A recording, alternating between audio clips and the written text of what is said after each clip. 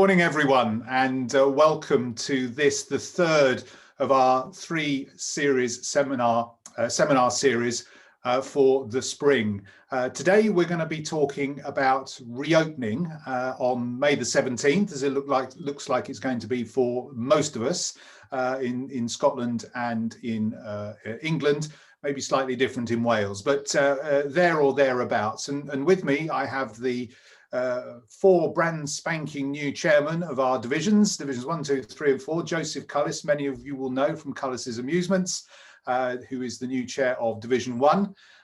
Peter Davis from Inspired, the new chairman of Division 2. From Division 3, many of you will know Steve Ambrose from Presepi, and of course, last but not least, Tony Bolton, the new chair of Division 4. Welcome, gentlemen, and I look forward to talking to you in a little bit more detail. Just a little bit of housekeeping. For those of you who've been on these webinars before, you'll appreciate that we can't see you, so any hand gestures or gesticulations or waves will not be seen. If you want to get my attention as the moderator or to ask a question, you will see on the bottom of your laptop, if you're using a laptop, a Q&A button. If you click on that, you'll able to ask a question or make a comment. I will see that and I will put that question or comment to the panelists today.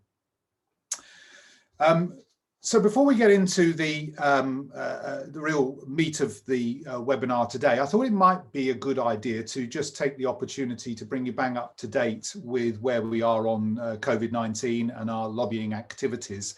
I know I'm getting out an update slightly less frequently now as things have calmed down from the frenetic times we were all experiencing in the spring and summer of last year, but hopefully keeping you up to date with what BACTA's doing. We've got now, as we run up to reopening, still three main lobbying asks. Those are trying to get additional support for the supply chain, which I think has been unfairly treated by government in terms of support anyway during the course of this pandemic for a whole bunch of reasons we will have to analyse at some point in the future. We're also still looking to persuade government to introduce the 5% rate of VAT on amusement machines, because this will clearly benefit in the main our Seaside Arcade members who are part of the tourism industry, that rate of tax was ostensibly introduced to help.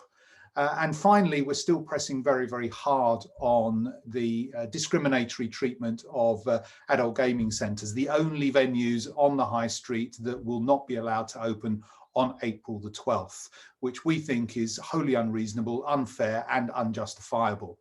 And on that particular point, as many of you will have read, slightly inaccurately, but many of you will have read that we wrote to the government very officially from a solicitor, not to take legal action against the government, I hasten to add, but to try to get a very detailed and rational response to our challenges to them on why AGCs have not been allowed to open.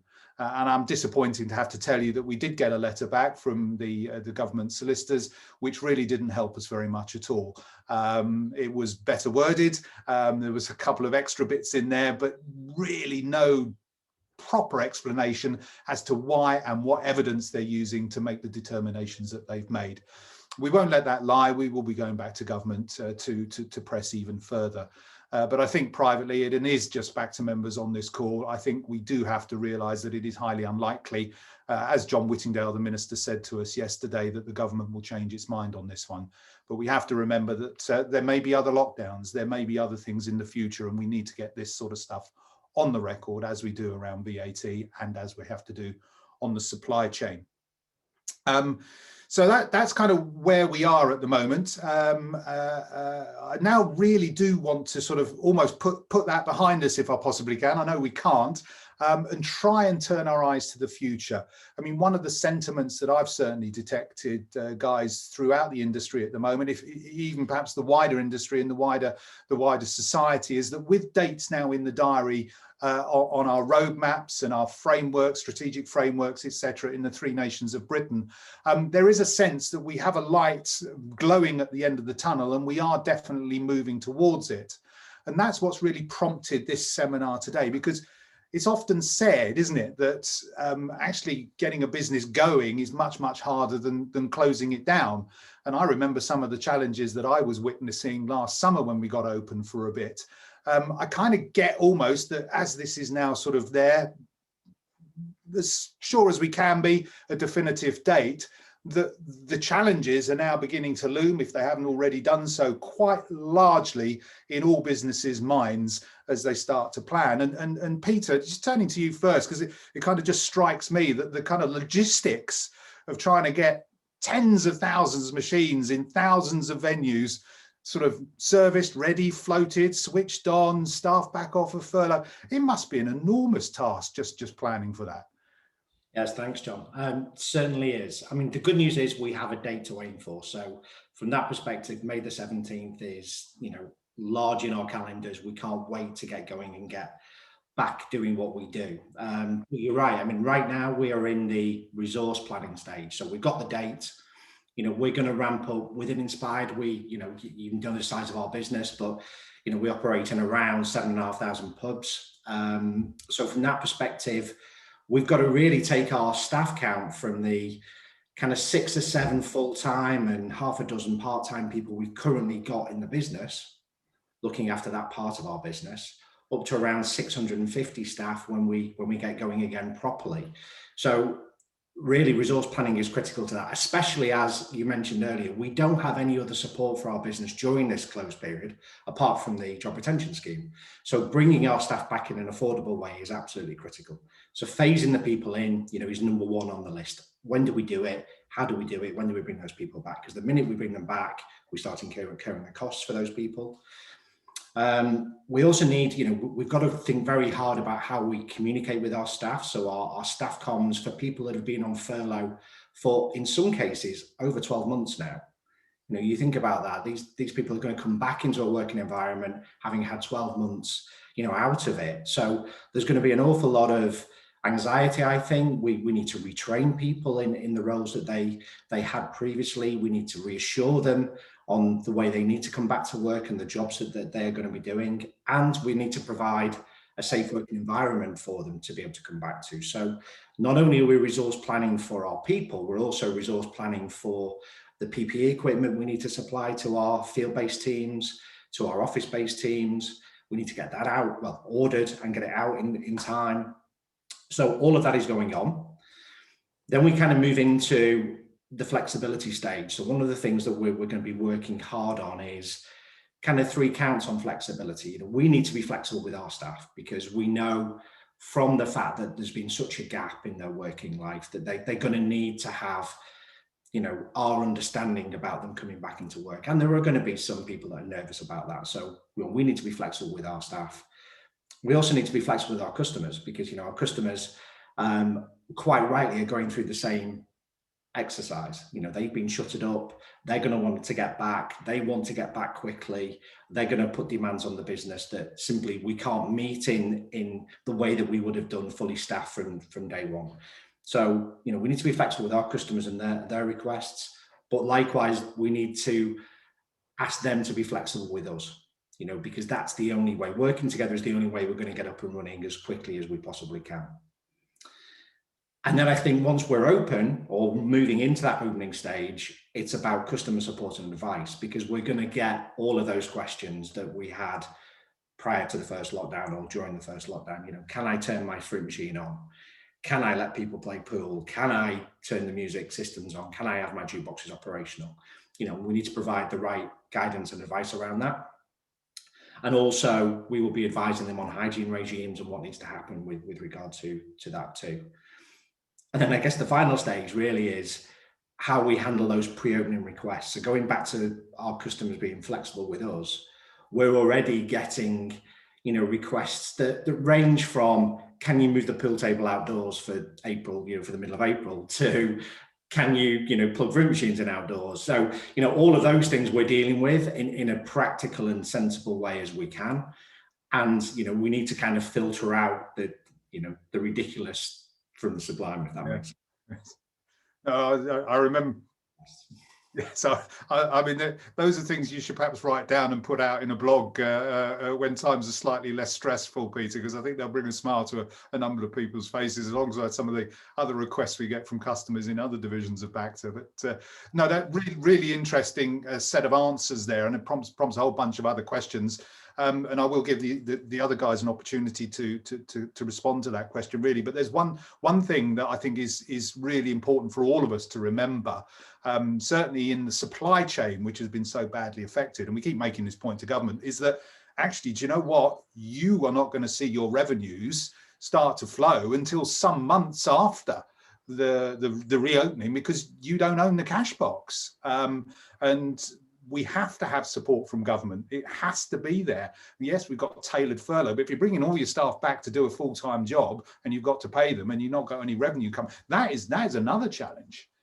Indeed, absolutely. And that's where that resource planning, really comes into play, because we have to work through that. Where does demand come from first? Well, preparing and fixing machines to be operational are critical, because clearly there's no point opening a pub if the machine isn't working, so or vice versa.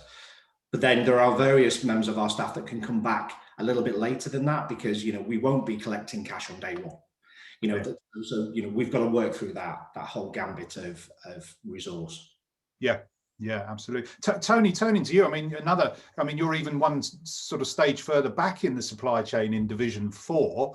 I mean, the same issue must be top of members' minds in Division 4, given that you've hardly sold a machine since probably the back end of 2019. Absolutely, John. Yeah, the supply chain obviously has been neglected by the government. It's continued to have its overheads and a proportion of its wages still to cover. But I think the good news is that with the exception of one company, sadly, it appears that all of the Division 4 members are still trading, and we will have a customer base that's open in 8 weeks' time, and we're looking forward to supplying them with product for that. I think it's also worth noting that I think the divisions in terms of the supply side and the operating side of the business have actually worked incredibly well over the past 12 months. I think everyone's recognised one another's pressures and difficulties, and there's been a lot of flexibility in terms of payment terms, payment holidays, and just, I think, Baxter members really working together to try and ensure that we all come out the other side of this and we are trading, and we can start to get back to some form of normality.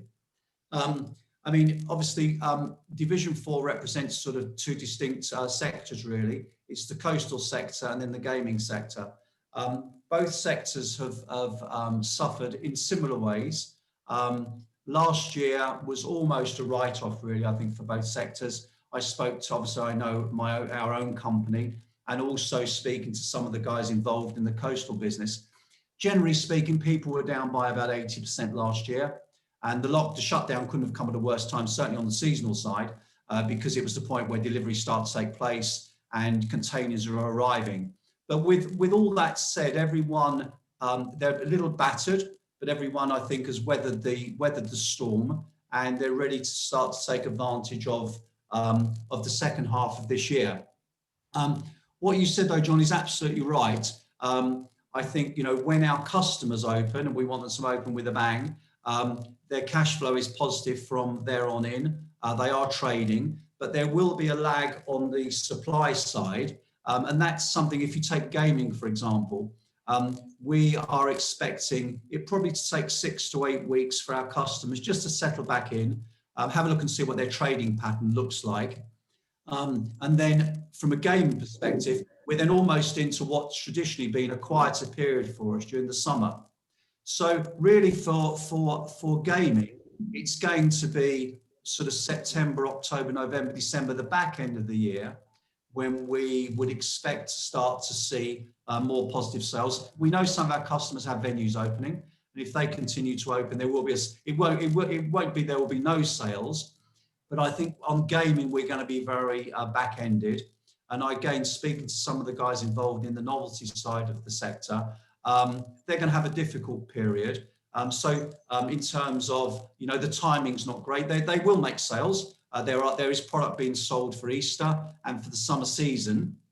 but obviously missing out on the EAG this year. One distributor said to me, you know, we're normally involved in the buzz and the excitement about this time of the year on the supply side of getting products out the door. So yeah, I mean, quite a different situation to what Peter outlined, whereas we've probably got a little bit less control over the business, what our business pattern will look like going forward. So yeah, optimistic. I think we feel that this year the business done. We would probably expect it still not to be anything any more than maybe 60%. We'll be probably 60% down still on our 2019 figures, which is where we've got to refer back to in terms of a normal trading period.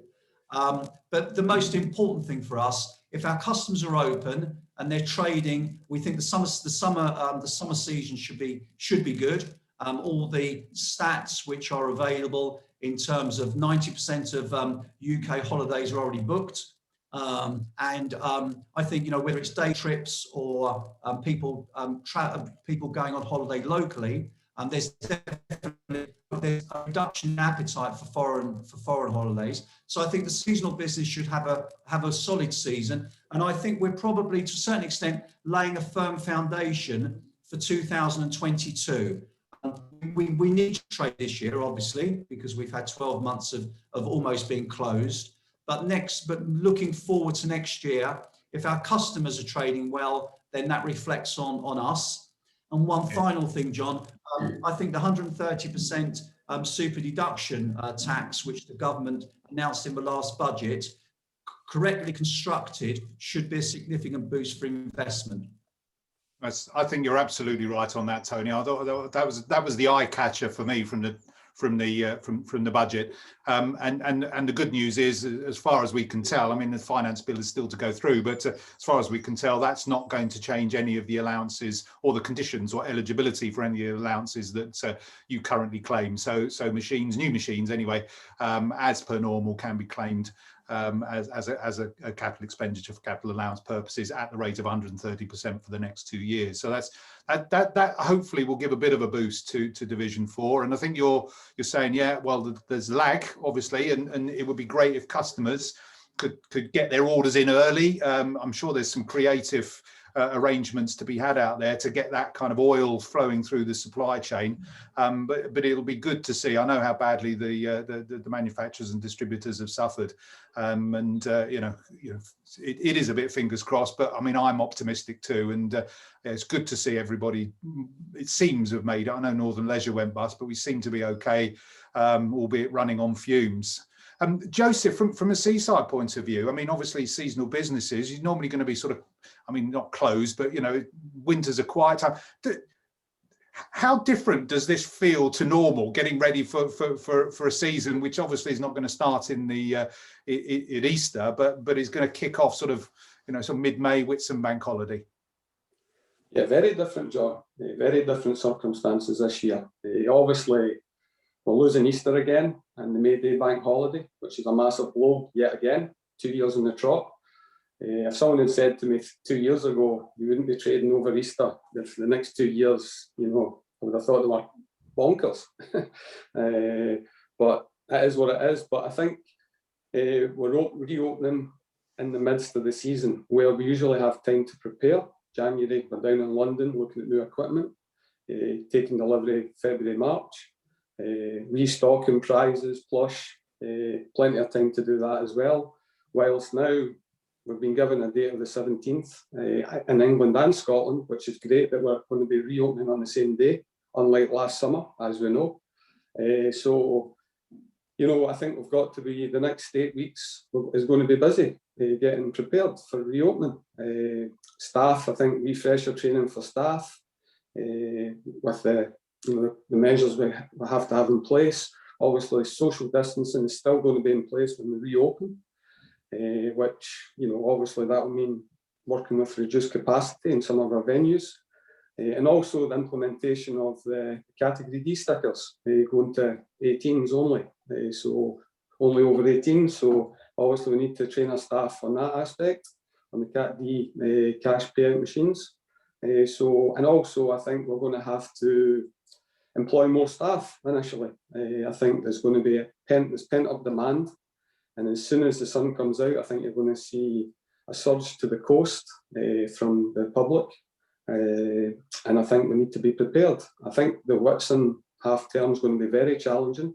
I think we're going to be very busy. I'm very positive about it, but it's going to be very challenging for the operators, and we need to be prepared. And as I say, more staff, I think, and very optimistic. And also what I think is imperative that domestic travel, obviously operating in Scotland, the Scottish Government are very much looking at the document they published on Tuesday, for Scots not to be travelling around the UK, but that has to go, because a lot of Scottish tourists visit England and vice versa, and for us to flourish this summer, there has to be no restrictions in domestic travel, albeit overseas travel for our industry. I'm happy for that to continue. We've seen the spread of the virus, and a lot of it is about overseas travel. So,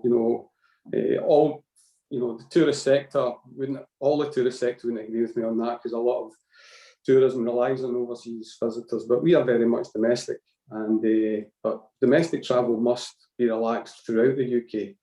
I think that's imperative for us to have, a full season. But yeah. I think that, it's for me, I'm very positive, although it's a blow losing Easter again. But, I think the future looks bright for the seaside, and, hopefully the weather will be kind to us. Yeah, well, it was good last year, wasn't it? Certainly south of the border. We had quite a decent bit of sunshine for the summer season, which was nice. So fingers crossed on that one. And I absolutely support what you say on travel. I think both in Scotland and Wales, it's been a lot tighter, hasn't it, about telling people where they can go. And we need to, and we've seen this, haven't we, on all the calls we've been on with Scottish tourism operators. We've got to see that go. Otherwise, it's you have your doors open and no one can come, and it's utterly pointless. I think it will, Joseph. I do. I can't see it not. Last but not least, can I turn to you, Steve? I mean, obviously, from a Division 3 perspective, you've got your own issues to get your doors open and your customers in. What are you looking at the moment as you prepare for what looks like is going to be May the 17th, unfortunately? It's as I'm supposed to start off, it's so nice to hear the problems amongst the other divisions are actually pretty much the same in terms of Division 3.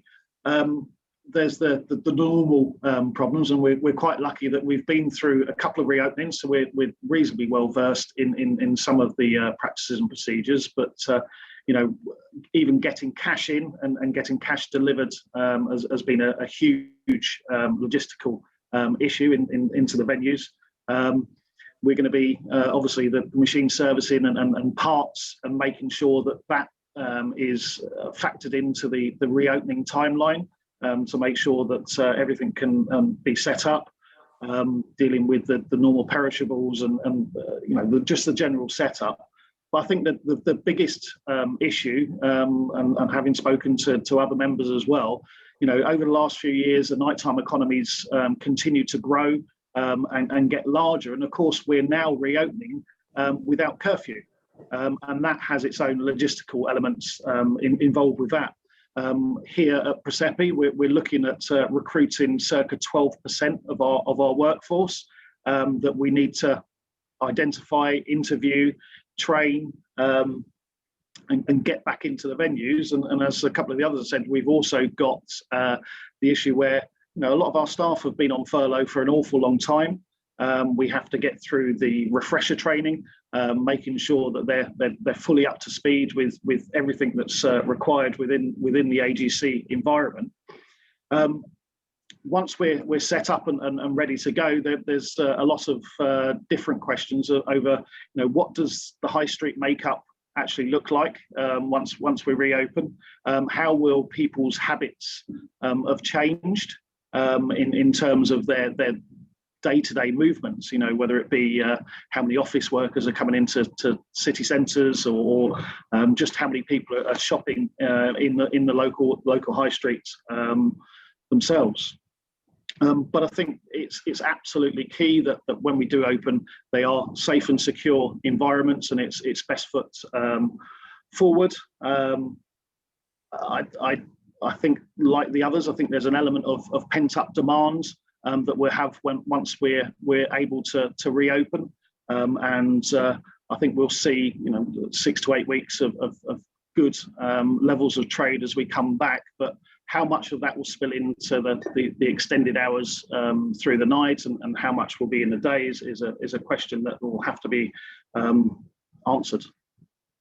Yeah, I think that's a very interesting point, Steve. I think we've, as we've all said, there's a lot of pent up demand. There's talk of the Roaring Twenties coming back, and I think everybody has bought into that, given the experience of reopening last summer and our own pent up demands. I'm sure you all can't wait to go clubbing all night again. I can see that written all over your face, Steve. But it's definitely there. There's a sense of it, isn't there, that people are going to go out. And the question then, I guess, is how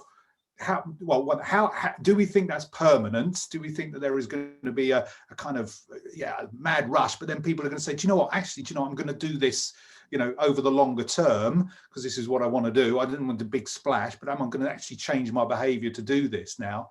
And secondly, I suppose, how does the industry, if that is true, harness that longer term demand for our products? And if I stay with you, Steve, I mean, we discussed this yesterday. I mean, the AGC seems to have been discriminated against when it comes to reopening on the high street. And I think we were talking about and agree that there is a perception problem about the AGC, and that needs to change if we're going to harness this demand.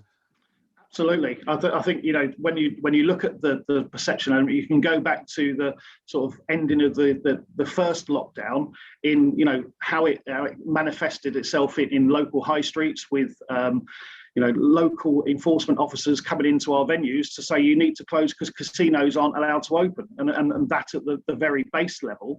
But it goes right through to, say, local licensing, MPs, and government departments, where I think there's the worst part is that you are very I suppose violent or huge problem areas in similar what's carried over from the LBOs to that. Our high street premises are family entertainment centres with hundreds of machines and huge crowds all massing in, and that's really not the case for the high street sector. We have very low numbers of customers. Looking at 4 to 6 customers at a time. It's a very consistent customer base model, and we've got to educate people. We've got to get out there, as I say, to local authorities, to MPs, and really educate them and be proud of what we deliver as Division 3. There's nothing to be ashamed of.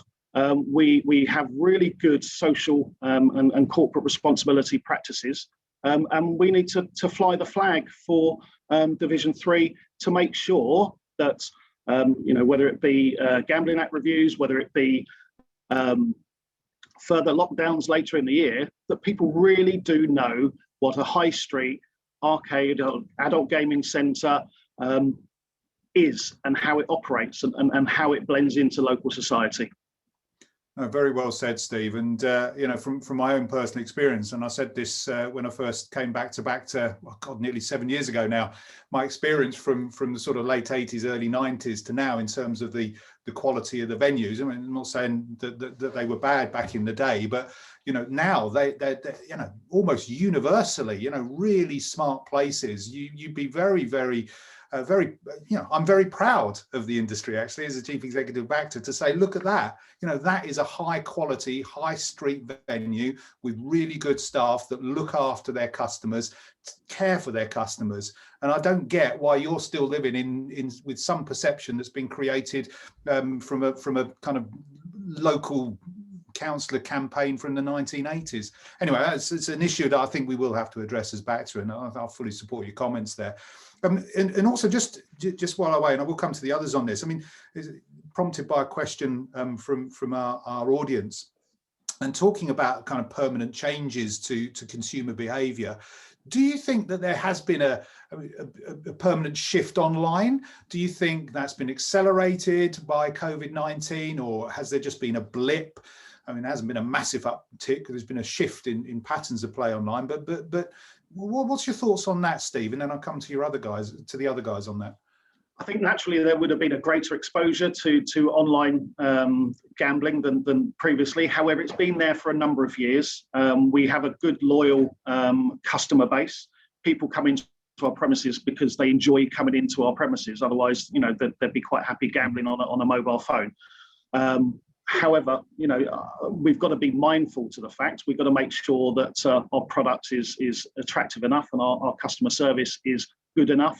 And that the environments we operate in are safe enough.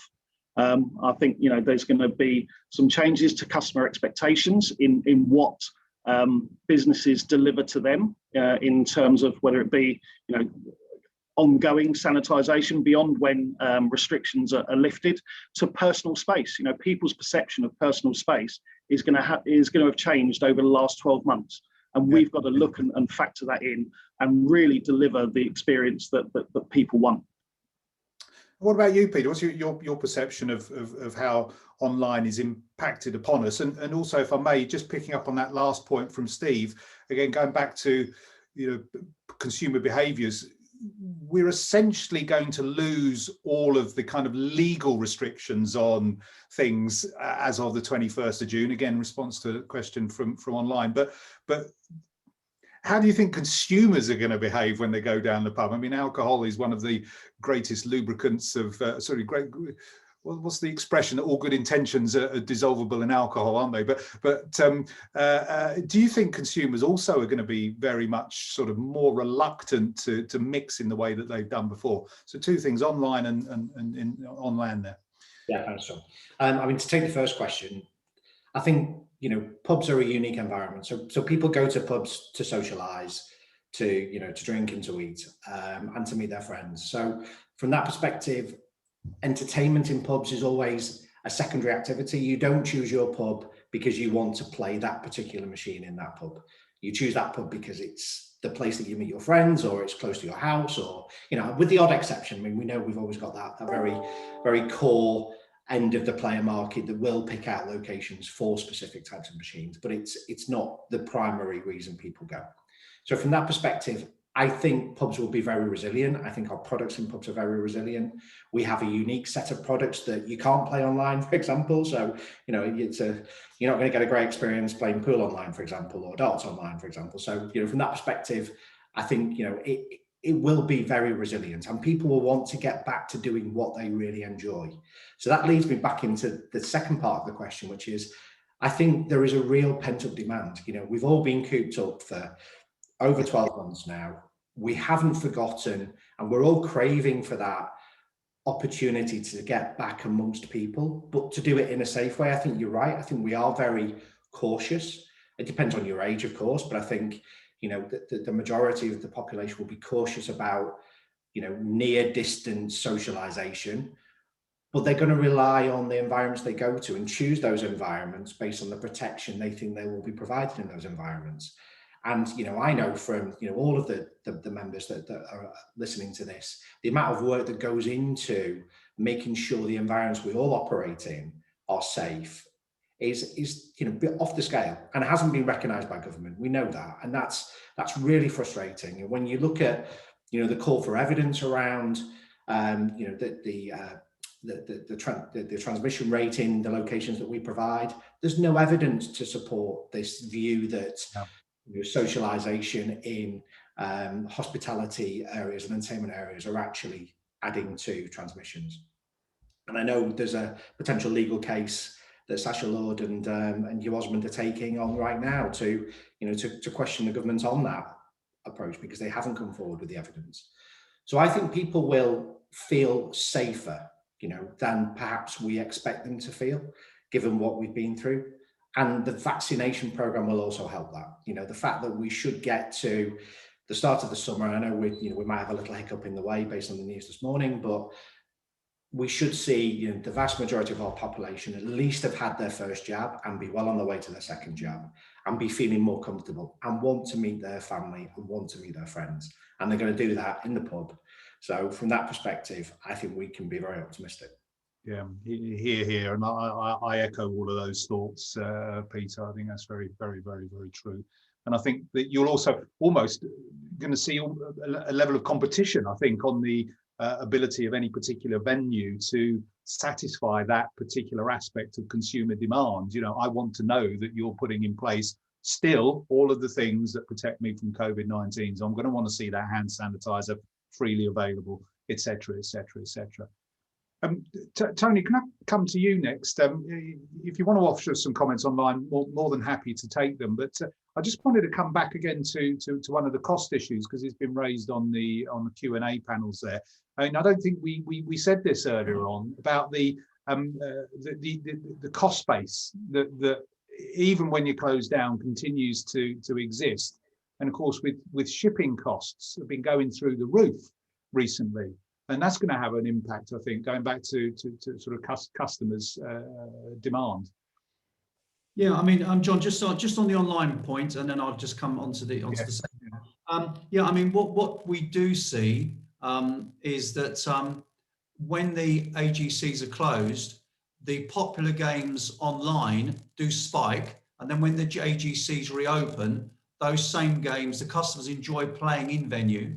And we do see that level back out again. In terms of the sort of the cost base. I mean, I know from our own overall business in the UK. I mean, our costs still continued to run at 65%, even when we're technically closed, and that's probably similar for other businesses.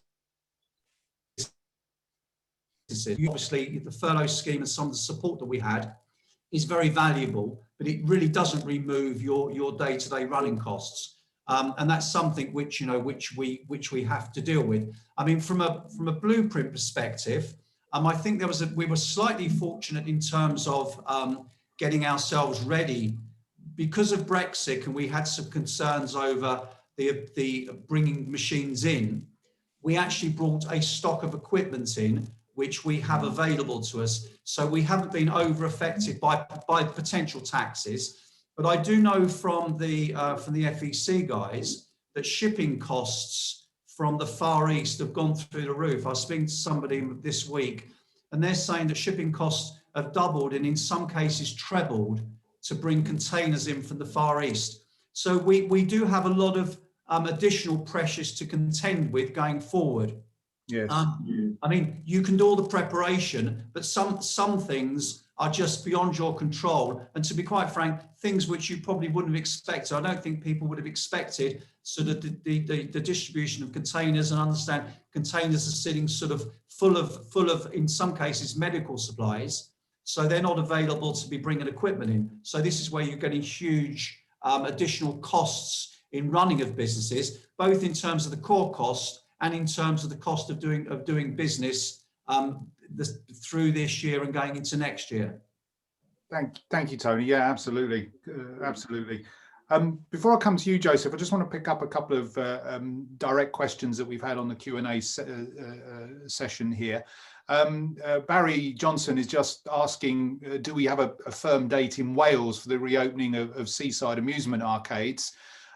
We've got a meeting, Barry, with the Welsh Government tomorrow, and I will get that 100% confirmed for you. Likewise for AGCs. I mean, we still don't know for certain in Wales whether or not AGCs will be allowed to open alongside other non-essential retail. In fact, we're not entirely sure in Scotland, but pretty sure that we're not in Scotland. And I hasten to add, actually, both in Scotland and in Wales, officials were very good on all of these points, actually, in getting them into the cabinet discussions. The trouble is, the cabinet discussions are all very private and not necessarily based on the good evidence, as Peter was saying earlier. I've also had from Brian Campbell, operator in Scotland. Brian was just asking about whether or not we know whether there'll be any restrictions on music and pool tables. To your point, Peter, earlier on with requests and questions that you get from your customers. No, we have not heard anything from Scottish Government on that yet, Brian. I'm hoping that the pressure we put on government to rescind their restriction on the use of music in pubs won't be resurrected, because that was just a nonsense. But we have a meeting with, I think, Joseph, with the Scottish Government on Monday, certainly with our advisors. I just saw that come through on my email box. So we might be able to give you a better answer from Monday, Brian, on that particular one. Joseph, if I can come to you now, very good question from Jason Frost here, again relating to how we think customers might behave in venues now. He has said what your thoughts are of a vaccination passport. Doesn't that solve all our problems if someone comes in and said, I've been vaccinated? Yeah, I suppose maybe it does, maybe it does, but I think for, domestic tourists coming in and asking someone that's come down from Glasgow to Largs, can you show me your passport? That's not going to work. Yeah, I can imagine some of the customers, yeah, anyway. Yeah, I think for overseas travel, it's a must. Obviously I'm talking about earlier on about domestic travel. Yeah. And again, you don't know what the First Minister of Scotland may request. English visitors may have to bring a vaccination passport to Scotland, which I think is ridiculous. But, that may be the case. Who knows? So, I mean, we need to see where this goes. But I would... Sorry, John. I was going to say, sorry, Joseph, to cut you across it, but I suppose you've got a very different clientele, your families. Well, very much. I mean, you've got kids there; they're not going to have passports, and they're going to run around, and it's a totally different environment, isn't it? It's a total different environment. The thing is, though, John, we do have, you have grandparents bringing their grandkids down to the seaside, yes. And maybe it's quite a good idea because obviously the elderly are more vulnerable, and coming into an environment with families, children, not everyone will maybe feel comfortable, although we have all the mitigation measures in place to combat that. But we have to have an environment, as Steve and Pete said earlier, that's comfortable for our customers. But going on Jason's question about the passport, I think domestically I would be against that, but I think definitely overseas, I think we'll see something. There has to be. Yeah. There has to be. Would you welcome it, Steve? For Division 3 members, if somebody said, "There's my passport, I can come in." There you go. I think I don't know. It's a tricky one. The vaccination program in Britain is going extremely well. So whether there will be a warrant or whether it will be warranted towards the latter end of the year. We have obviously some overseas visitors, but we're not tourist destinations in the high street. I think, once we're into July and the vast amount of population has been vaccinated, I don't know whether for domestically whether there's a requirement for vaccination passports. Yeah, but from a kind of company point of view, wouldn't it make your life a lot easier if you said, well, if you've got this piece of paper, you can come in. If you haven't, you can't. Going back to the point we were making about making customers feel comfortable. Obviously we operate in other sectors as well, including bingo environments, and there will be a customer perception of what is a safe environment, and if the piece of paper makes them feel better that everyone inside has been vaccinated, then certainly that will be a positive, and we'd have to work around the policing element, yes, as we have done with everything else. Yeah, and I suppose for pubs, Peter, I mean, I'd struggle to see how any kind of passport is going to work, really. Yeah, I mean, the principle of being able to demonstrate that you're going to a location, I agree with, but the policing of that is almost impossible. So, I think from that perspective, we've got to rely on the environment itself to do a lot of that work for us. So it's it's got to be safe. That's the only way it will work. Yeah, yeah.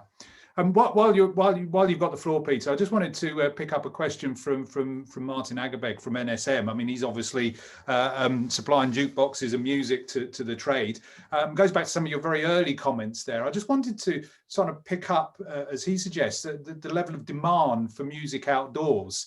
Because that, yeah, pool tables a bit more, it's a bit of a challenge, but music presumably is relatively easy to do outdoors. I mean, are your customers saying, right, April the 12th, I want my jukeboxes on, or I want my background music systems on? Yeah. Well, we're certainly getting requests for background music to be outdoors. I mean, do you pay to play jukeboxes? A challenge, because where do you go to pay for it? Yes. Unless you've operating a system that you can pay via an app, but certainly, or it's an app control system. But certainly, BGM outdoors, background music outdoors, we're going to request for, and a lot of outdoor spaces actually already have music. They already have outdoor speakers, so it's not an unreasonable request, and where we can facilitate it, we obviously will be.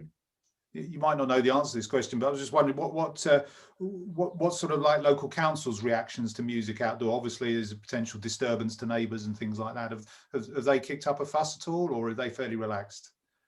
Well, certainly not yet, because clearly we're not in the position of with it. But I think my experience of local licensing is that there will be restrictions put on locations with outdoor spaces, especially if it's in a residential area, and they'll be expected to close those at a certain time, and noise levels will need to be reduced after a certain time. But it will vary on location. So, I think it's down to, there'll be nothing different in terms of the way they operated pre this situation on their licensing implications, I think. Brilliant. Thanks, Peter. Look, we've got 14, 15 minutes left, guys. And to everybody on the webinar, it is an hour long, and I will keep it strictly to an hour. So if you've got questions, don't feel shy. Get them on the question and answer board, and we'll endeavour to answer them before we finish. But I kind of want to, if I may, Tony, turn to beyond 2021 and 2022 and 2023, and just paint me a picture of what you think the business is going to be looking like, that far out. Well, I mean, it's difficult at the moment, John, to see 3 months forward, let alone 3 years. There we go. Yeah, I mean, I think, firstly, I think there's every likelihood that this epidemic is going to be with us for the foreseeable future, in terms of, whether it's just managed through an annual vaccination. And I think it will take time, for us to feel comfortable, get back to what we sort of feel is a normal, comfortable life, where you've got freedom to go out and do what you want to do without anything being in the back of your mind. I think overall, our industry has got a buoyant future on all the sectors. I think the initial, when we look, there's been £50 billion worth of savings accumulated during the lockdown. That's not all going to be spent on day one. I think that's going to be fed into the economy over a period. So, I mean, I think that our industry has always been very, very resourceful. I think it will continue to evolve and innovate. I think social responsibility will become a bigger factor for us all to consider going forward, both on the product design and indeed the game design and the way that we operate products. Age verification in the pub sector, I think we will see introduced and probably be mandatory. I think we will be seeing the end of the review of the Gambling Act and what implications that has on us. So, yeah, I mean, I think we've got a lot to look forward to. Clearly, things will change. And I think the thing which we will probably be most aware of will be perhaps the pressure that we come under to do the right thing social responsibility wise. And I think that's an area that we're going to have to continue to innovate in the same way as we do with product. I think we're going to have to look at that and make sure that we stay right on song with what's expected of us, so that we can continue to grow the industry without any unforeseen restrictions put upon us. No, I think that's absolutely right, Tony. And I guess from a Division 3 perspective, Steve, I think that whole point about social responsibility is very much at the forefront of Division 3's mind, because that's where the current focus seems to be. You know, FOBTs have been dealt with, more talk about B3s, obviously over 18 gambling venues. You know, that's where we see a lot of the talk, albeit a lot of it is also about what's happening online. Yeah, I think going back to the original part of the question in terms of what we've got to look forward to, I'm extremely positive about what the future will bring. I think we've spoken over a number of years about, you know, high street regeneration and what it was. This will force all businesses to have a look at how they operate in the high street, and we'll get, you know, potentially a completely different looking high street in a few years' time, that may be more entertainment and socially led than retail led. So that is a positive. If we do get the Gambling Act reforms that we're asking for, you know, a triennial stimulating product every 3 years will be really good for us. Yeah, I say I think it's going to be positive in terms of social responsibility. I think as operators within Division 3, you know, it's about incorporating social responsibility into everything that we do and how we do it, and that really goes side by side with the perception issue. You know, and it really is important that we nail this perception issue, because we are good at our social responsibility. Our employees do know our customers to far greater degree than any online algorithm will tell an online bookmaker. So we're in a good position. We need to incorporate whatever we do, and say once again, be proud of Division 3. Yeah, very optimistic and positive message there, Peter, from Steve. I'm sure it's something you would echo. Absolutely. I mean, from my perspective, looking forwards, one of the things that will come out of this, and we know pub operators have invested heavily in changing their environments for the better, you know, to be more, to be safer certainly, but also to adapt to the new demands from the consumer. So investment in outdoor spaces, better food offers, more socialized offers during the day in terms of encouraging people that aren't going into offices to come and work in pub environments, etc. So I think it bodes really well. There's a lot of money being spent, despite the fact that we've had, you know, a year of very little revenue coming through the pub sector. The pub companies themselves are investing. They are investing in redecorations, or investing in creating better spaces. So the consumer offer is going to be better than it's ever been, I think. And from that perspective, you know, that this part of our sector, you know, really has a very good outlook. I think we've got some considerations that we need to, you know, certainly be aware of from an operating perspective in terms of the availability of cash in locations, because that's something that we know was under pressure anyway. You know, I spoke a few years ago at the convention around, you know, the reduction in the use of cash, physical cash. We know that that's only exacerbated during the pandemic in terms of the way people are. And there were some reports in the press this morning around how, I think Link had put out how that's dropped to, you know, quite low levels. So from that perspective, we've got to be aware that consumers will want to play with different methods. So we know we've got, you know, we know Bacta have invested heavily in a solution for its members to be able to use. There are others available in the market, as we know. I think operators have to make their own judgments on which way they go, but certainly finding a solution to enable people to play that don't carry cash is one of the things we've really got to concentrate on. And I know it's one of our asks in the gambling review, and it's a really important part of what we're putting forward. You know, we've got to be future-proof. No, absolutely, Peter. And it still almost sort of surprises me, actually, that you know, we are the only industry that I can think of in almost the entire world that's told that this is the way in which you're going to tell customers they have to pay for the product that they want to buy. It's a very, very bizarre situation and clearly antiquated. And I'm fairly confident personally that this is something that the government does want to address if it can be satisfied around social responsibility. And we had a meeting just to bring everyone up to speed with the Gambling Commission yesterday, which I think was quite positive on that particular front. But as you know, we have a group that's looking after that. Joseph, I just wanted to, I mean, you've already painted an optimistic picture, but I want to come to that cash question with you, because again, you know, the seaside environment, obviously there are games, 2p pushers, for example, where, you know, cash isn't going to disappear, whatever the customer might feel they want to do. Do you see cashless playing much of a future in the seaside sector? I think it's going to have to, John. I think it's going to have to. I mean, coming out of the first lockdown, as you know, we were closed in Scotland for 5 months. I was very worried personally for my own business, you know, because I hadn't seen the Royal Bank of Scotland had brought out the new polymer £20 note just before we went into lockdown, and I couldn't remember what it looked like. I hadn't seen cash for about 5 months. So, you know, I was very concerned when we reopened, but my concerns were unfounded. You know, cash was back there. It wasn't affecting turnover, thankfully.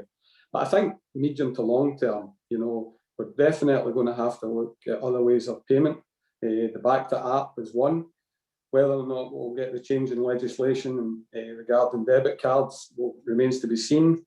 I know a lot of operators are now going down the route of contactless change machines, which I think is a kind of short-term solution, short to mid-term.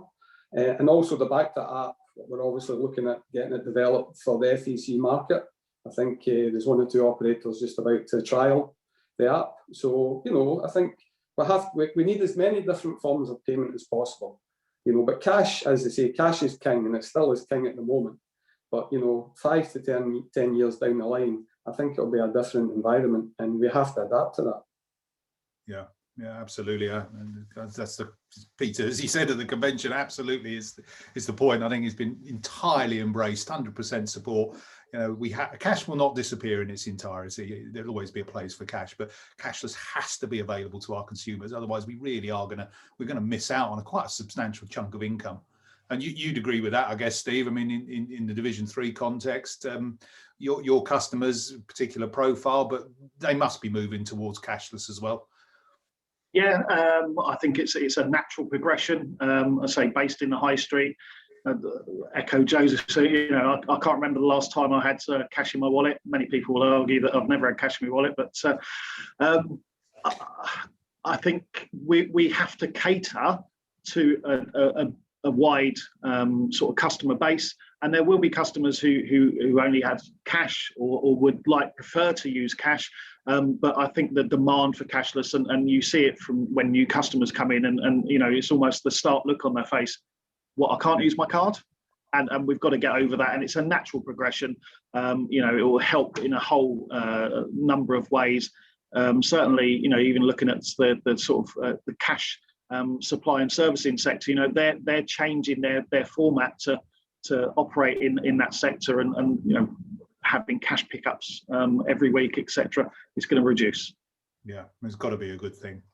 Look, we're 11:27 now, so we're coming to the end of the webinar, and as is often the case, there's been a number of questions sort of flying towards the end, and apologies if I can't get to answer or read them all out. But I want to end on a slightly different note. It is relevant. Stuart Richards has been asking about the departure of Neil MacArthur from the Commission.